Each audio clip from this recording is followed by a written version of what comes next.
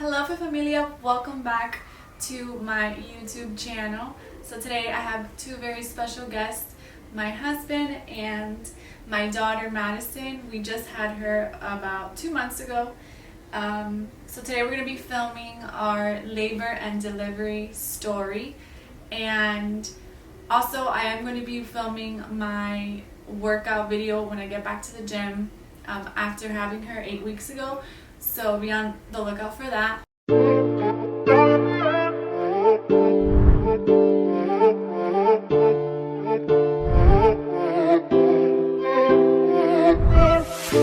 busca de un amor que no sabe lo que quiere, no, no. En busca de un amor que se perdió. Before we get into the video, I do want to let you guys know that this video is sponsored by Skillshare. Skillshare is an online learning community for creators with more than 30,000 classes in design, business, and more. Premium memberships give you unlimited access so you can join the classes and communities that are right just for you. Whether you want to fuel your curiosity, creativity, or even career, Skillshare is the perfect place to keep you learning and thriving.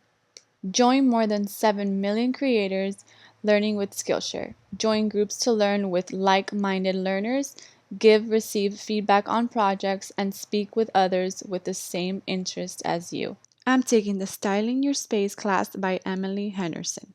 I've learned so much about styling and interior design. The videos are extremely well made and easy to follow along. Skillshare is giving away a free 2-month unlimited access trial to my subscribers who click the link in the description box. And after that, it is only around $10 a month. So definitely take advantage of this opportunity. I really enjoyed Skillshare and I've learned so much.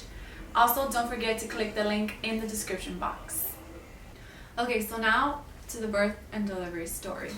So my contractions started at 5 a.m. But let's go back to that week. I was 39 weeks and 2 days. So we went in for our 39-week appointment, and the week before that they had given me a membrane sweep. And if you don't know what that means, you can only get that when you're dilated, and they basically, go in there and then sweep your membranes, so they kind of like touch your cervix, I think, right? And that's supposed to kind of make you go into labor. Like, a lot of people go into labor, but some people don't. So last week I didn't go into labor when I had it done. I had it done at 38 weeks. What did happen was that I did lose my my mucus plug, and I did have my bloody show. So this is like all really TMI, but that's what happened. I didn't have any contractions or anything like that. So I told Anthony, 39 weeks, I'm gonna ask her again to sweep my membranes, because if you've been pregnant or you know someone who is pregnant or is pregnant, the last few weeks are horrible. Like, the baby weighs so much and everything is so uncomfortable that I just wanted her out. So we went in for the 39-week appointment, and where I go, there's 3 doctors and a midwife. And I saw that day the midwife, which the team at my OBGYN was amazing. My doctor was also amazing, so shout out to them if you're watching. So yeah, we went in for an appointment, and she swept my membranes, and she said that I might go into labor. So we went home that day. I had like a craving for tacos, so we had tacos that night. What is it called? Tiago's Tacos. Yeah, it's like a food truck. If you live in Miami, they're really, really good. And then we went home, and nothing really happened. And then around 5 a.m. I woke up with like this cramps, like period cramps, and I was like, And I woke him up and I was like, babe, I'm having like cramps. And he's like, oh, are you timing them? And I'm like, okay, I'm going to start timing them. And I knew that this was the start of labor, because prior to this I've had like cramps, but they weren't like this. They were like a little bit painful, but not so much where I couldn't like breathe or talk like they tell you. Like, they told us to follow the 4-1-1 for the contractions, right? Like, 4 minutes No. What was I don't even remember. I think it was every hold on. 4 minutes. 4 minutes apart. Yeah, lasting for a minute. Lasting for a minute. For an hour. Yeah, for an hour. So 4 minutes apart, lasting for a minute, and for a full hour. At 5 a.m., I was having those contractions. They were like 10, 15 minutes apart, and they were only lasting like 30 seconds. And this kept going on until maybe like 9 a.m. that I was getting them a little bit more like frequently. And yeah, but keep in mind, this entire time we had not slept. Yeah. At all, because we were up pretty late that night anyways. And then we had not eaten. Yeah. And obviously if we would have known what was going to happen that day, we would not have done that, but it made everything a lot, I don't know, I don't want to say worse, but in a way it did, so. Yeah. But keep in mind, like, getting that memory sweep, I didn't think it was going to work since it didn't work the week before. Yeah. So I was just like, you know what, I'm just going to let my body do its thing and go into labor on its own. But that was the day. Oh, this was on September 11th. That's the day that I had her. I told him, oh, should I call my OBG's office and see what they tell me? So I called, and then I guess I spoke to one of the medical assistants or the nurse. I think it was the nurse on call. And she told me that if I was having them as, if I was having them that consistently and if they were very painful, then I should go to the hospital. Oh, but I forgot to mention that when they checked me that day, the day before, I was 3 centimeters dilated? Yep. Yeah, I was 3 centimeters dilated and I was like 70% effaced. So that was, my body was progressing, but I think when you go to the hospital, if you're not 3 or 4 centimeters, they won't keep you. I mean, that's what I've heard, but when we got there, I was like 3.5, almost 4. Yep. And they ended up keeping me because my contractions ended up being super consistent. So anyways, back to when I called my OBG, she said you should go to the hospital and just get checked just in case. So I was like, you know what, let's just wait a little longer, let's just see what happens.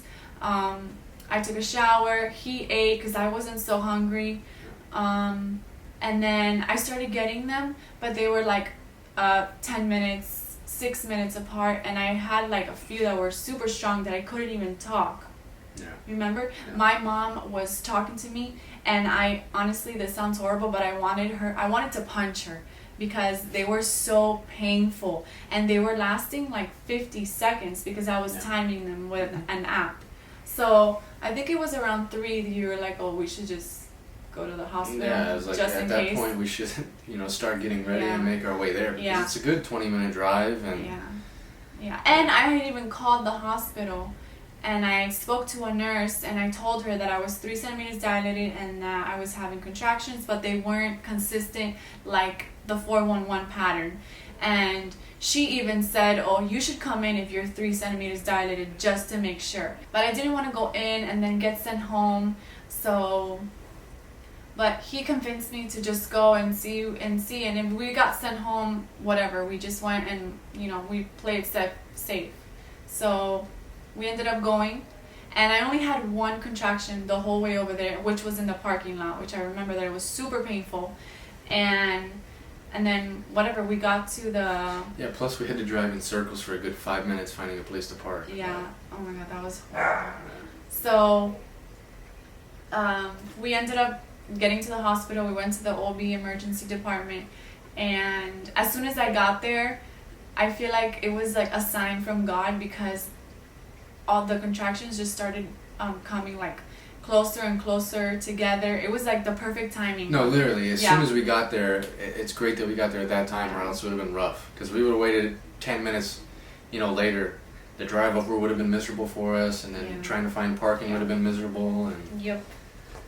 So we got there at the perfect time because once they hooked me up to all the machines and all that, they were just coming and coming. They were like 2-3 minutes apart, and they were horrible, like horrible. And mind you, when you're there, the nurses and everyone there that's like waiting they monitor you for like an hour, and they can't do anything. Like they can't give you any pain medication, so you're just there in pain.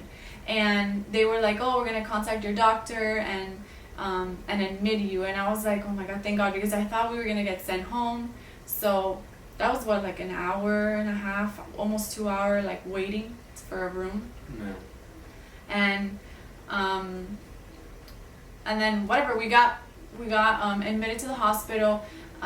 That whole process, I've seen so many labor and delivery videos, and that whole process, I feel like, I don't know, it could have been a little different. Just the way that everything happened, I feel like everything happened so fast. Right. Yeah, when we got into the room, the nurse there was, asking me a bunch of questions, and I was in so much pain. And I told her that I wanted an epidural, and she said that there was a process to do before you get that epidural. So they had to take your blood work, they had to send it to the lab, and then you have to have IV fluids, right? You have to have, was it a gallon or? I don't remember. No, it's all a blur for me. You have to have IV fluids. I don't know. I'm sure if you're a nurse or a labor and delivery nurse, you know. So, but thankfully the epidural was fast. Like the lady, the anesthesiologist, she got there fast. Yeah, as far as that was concerned, all of that went as it should. So. Yeah, she was fast, and then she came in and we did that whole process.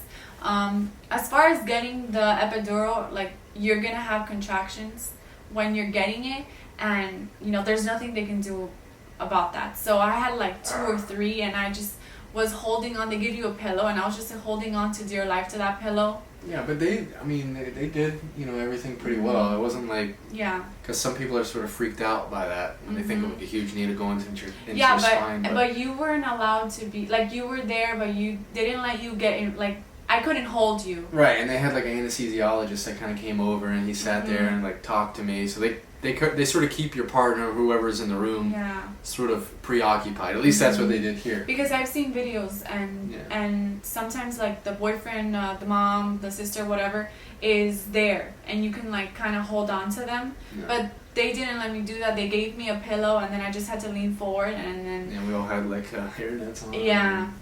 So it was all that, and that's another story. The epidural for me, it didn't work. Like it worked, but I still like felt the pain. So the nurse told me, oh, you have the little button you can press for more medication. Like you won't, like you can't overdose. It gives you increments in like a set amount of time. So like every hour it would give you like another small dosage. Yeah. But I told her, I'm like, I still feel the contractions. Like, I know you're supposed to feel pressure, but I felt the pain. Like, I knew that this was not pressure. So I kept telling her, and she said, well, now the anesthesiologist is in a emergency C-section, so we're trying to get her as soon as possible. And I was like, oh, okay, here we go. So by that point, I was 5 centimeters, 6 centimeters, I don't remember. But yeah, it was around there. And then by this point, my mom, my sister, my dad had gotten there, and they could just see like in my face, like I'll insert a picture here. My mom took this picture. I was in so much pain. Like it numbed me, but I could still feel like the contractions like every 2 minutes. And then you saw on the monitor like how high it was getting. It was rough. I would not be able to do it, not even close. Yeah. So finally, like, I think it was like around, 7 or 8? Yeah. So that happened for like a few hours. The other anesthesiologist who took over the night shift, he came in and he was like, oh, I hear that you're having still pain. And I'm like, yeah, I still feel the contractions. Like, it's painful. It's not pressure. Like, I know what I'm saying. Like, I'm not going crazy. So he gives me a different medication, and that finally works. So after, I don't even know how many hours in pain, finally I was able to relax. But by that time it was like, 8, 9 o'clock, and it was like 9:30, something like that. And I was like 9, she checked me, and I'm 9 centimeters dilated. So I'm literally about to push. Yeah. Yeah, and that's then we're inching closer to like, and then all of them coming in. And then not even like 10 minutes later, she checks me again. My doctor comes in, and I'm 10 centimeters, and we start pushing. And I pushed for 20 minutes, and she was out. Yeah. So at 10, 11, 9/11. Wait a second though. We're gonna go through this story. You're just gonna sort of go over the nitty gritty of the story, like the whole. No. Legs wide open, a full little baby coming out of a small hole. Like I feel like that's like a big, I think they know part of the story. I think they know that happens. Yeah. And right away they put her on my chest, and honestly I was in shock that was inside of me. Like I knew I had a baby, but I was in shock. If you see, we didn't really take any videos or anything like that because everything happened so fast. Oh yeah, it was all like everything. But when Madison came out and they had her, they literally just like threw her on her chest, like, oh, there you go, your life's over. Yeah. That's how I saw it. Yeah. Now this is the traumatic, the part that I honestly didn't enjoy this part of the delivery. So as soon as they put her on my chest, she was purple. Man. Purple, like she looked like she was Barney's daughter, literally. And I knew something was wrong because like I said before, I've seen so many labor and delivery videos. Like I prepared myself for labor. She was crying. She was crying. Yeah. She was. It's not like she wasn't crying, but she was just purple. And I've seen so many videos, like I said, that once they put the baby on top of you, they leave her or him there, and the mom gets to spend time with the baby. And then as soon as they put her on top of me, like the whole team of nurses, I guess they're the ones that take care of the babies when they're born. They come in, and one nurse, like the respiratory specialist, and then one nurse comes in, and she's like, "Oh, the baby looks good, Mom. I'm gonna take her." So they take her to the back where they clean them, and the back of the room. There's like a corner. Yeah. Where you have like this like incubator thing and this machine. Yeah. And they do all that, and meanwhile, this is all going on, and my doctor is like, cleaning and stitching me up, and then my sister is there taking pictures, and I hear Madison crying, but I see that something is wrong. I'm not stupid either. I know something is going on. So they're trying to put like the oxygen on her, and then I don't even remember this too much. I know they told you all about that, so... Yeah, well, supposedly... some of it I don't understand because... I don't know, but basically they were saying that, like, the average human, we breathe at 21%, whatever that means. She was breathing at 40%. And so basically, they thought that she could have fluid in her lungs, and so she was, like, sort of overcompensating for that, so she was breathing hard. So that meant she probably swallowed fluid, during labor. And so they just wanted to monitor her for 48 hours, just to make sure that she would return back to breathing normally. And so that's what ended up happening. So she ended up staying in the NICU, which we didn't like because we had literally not been able to hold her yet. I wasn't able to hold her until... a day later. Yeah, a day later. And later on in that day, I literally was not even able to hold her yet. Yeah. And she was only on your chest for a little bit. For 5 seconds. Yeah, so...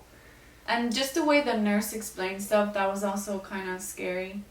Yeah, well, she also said, the first thing she said, and it's funny because a lot of the nurses and stuff like that sort of looked at her funny, like thinking that maybe she shouldn't have said it that way. Yeah. She said that she could have punctured a lung by screaming like too loud, because when the babies come out, they're screaming and crying, and sometimes they overdo it, and they can sort of puncture a lung by doing that. Yeah. And obviously that would not be a good thing. That would prolong the stay, and that's a whole other mess. So when she sort of said that, it was sort of freaking her out, and so none of that part was fun. Yeah. It was literally a long, tiring day. Yeah. And you get to that point, and you only see the baby for a few seconds, and she's gone. Yeah. So I will insert some pictures here that we took of her when she was in the NICU. Honestly, I'm super thankful that they picked that up, and that they took her, and they took care of her, and they made things. What is that? How do you say that? Like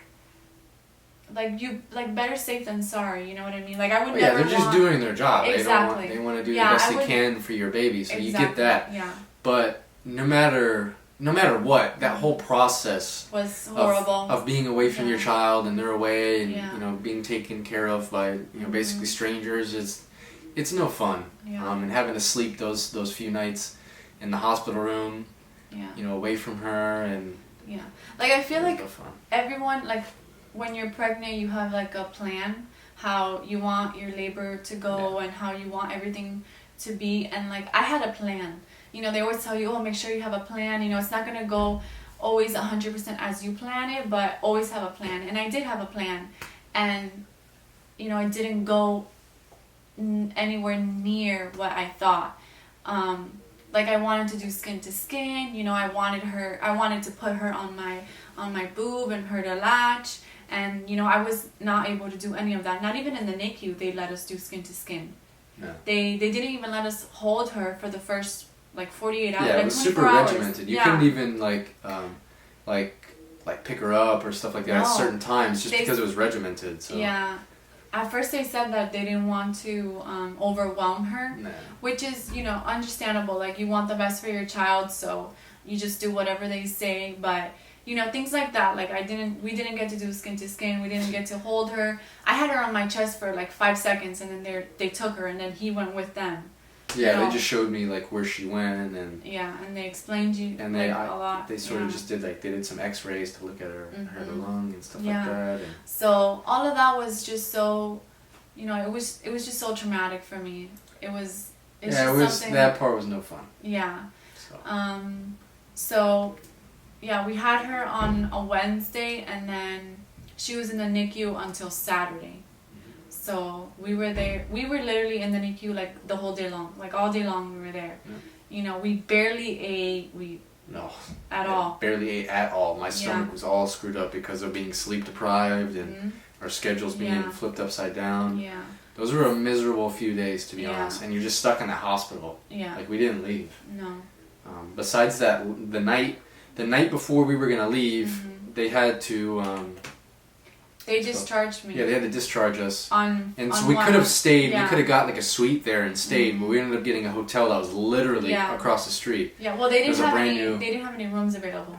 At the hospital, because they have rooms for you to rent, but they told me that they were fully booked, and it was a Friday. Yeah, it was a full moon, so everyone was going into labor. That's the busiest time of the year because you're getting all the people that had the New Year's and Christmas babies. Yeah.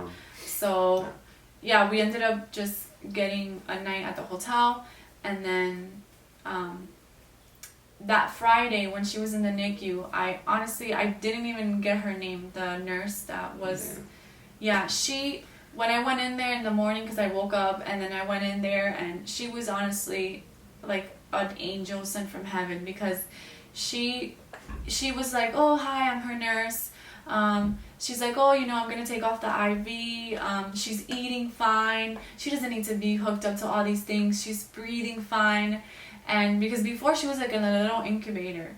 And then, if you've been to the NICU, some babies are just in little cribs. So she was like, oh, I'm going to put her in a little crib. And, because she's like, I hope she goes home tomorrow, which I think she will, but, we'll see. And that's what happened. She ended up going home on Saturday. So I didn't catch her name, honestly. I don't remember, but she was amazing. All the nurses were amazing, but her in particular, I just clicked with her, and, she took care of Madison better than I can ever, but better than anything. And then we finally got to go home. And here we are 2 months later.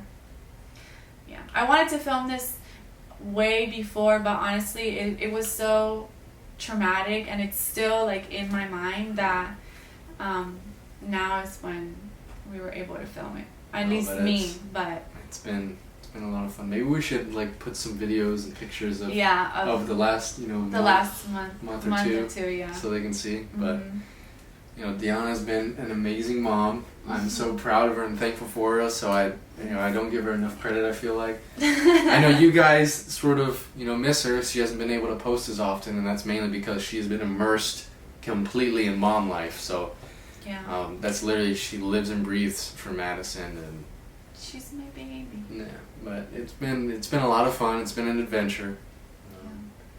We're definitely good with the one baby for now. That's yeah. for sure. So yeah, no plans. It's been a lot. For number 2. Shout out to all those moms and dads yeah. and families that have a ton of kids and they're able to make it work, because it is not easy. Not even just one. Yeah. So I applaud you, and also everyone who does it without an epidural. Yeah. I applaud you. I wouldn't be able to do it. Because that was incredible. Yeah. I always knew that I wanted to get the epidural, but just it didn't work for a few hours, so I couldn't believe that was happening to me. But yeah. So I guess so that's our labor. Yeah, that's our labor and delivery story. It's a little long, but I really wanted to share it with all of you because I mentioned it on Instagram. If you don't follow me on Instagram, make sure you do. I'll put my little Instagram handle here. A lot of you that were speaking to me on Instagram, you're about to give birth or you're pregnant and you wanted to hear my experience.